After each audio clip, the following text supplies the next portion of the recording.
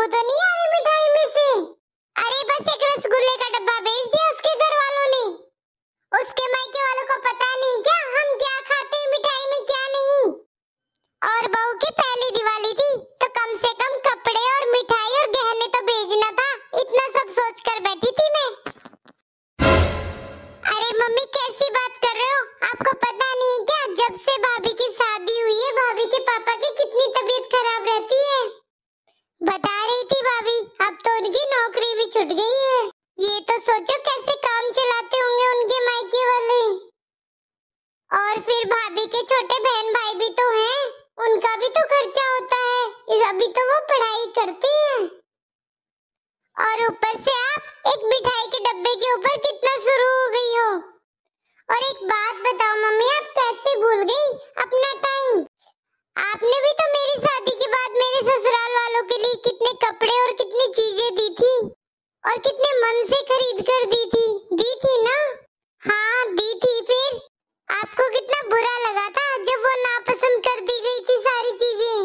और मेरी सास ने आपकी दी हुई साड़ी को तो काम वाली को भी दे दिया था।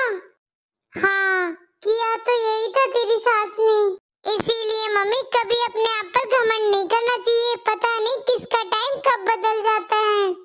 अरे मम्मी ये तो सोचते कि आपकी इन सब बातों का भाभी पर कितना बुरा असर पड़ेगा। बेचारी को कितना दुख होगा आप हो कि जब से भला बुरा सुनाए जा रहे हो उन्हें। और फिर उनकी पहली दिवाली है इस घर में।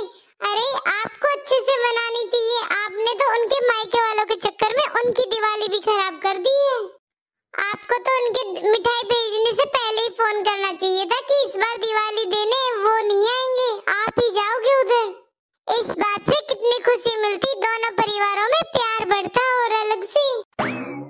दीदी आपके लिए नाश्ता लगा दिया है अंदर, आ जाओ आप नाश्ता कर लो। हाँ भाभी अभी आई। पायल कभी कभी ना लालच के चक्कर में इंसान इतना अंधा हो जाता है उसे कुछ दिखाई नहीं देता अच्छा बुरा। काजल बहू मुझे माफ कर दी, मुझे ऐसे बात नहीं करनी चाहिए थी। मैं अभी तुम्हारे मम्मी पापा को मिठाई के लिए फोन करती हूँ और उन्हें धन्यवाद बोलती हूँ। या फिर एक काम करते हैं हम खुद चलकर उनके दिवाली की शुभकामनाएं देकर आते हैं। हाँ मम्मी जी। पायल तू भी चलेगी ना हमारे साथ तेरी भाभी के मायके उनको दिवाली की बधाई देने? अरे हाँ मम्मी जरूर चलूंगी।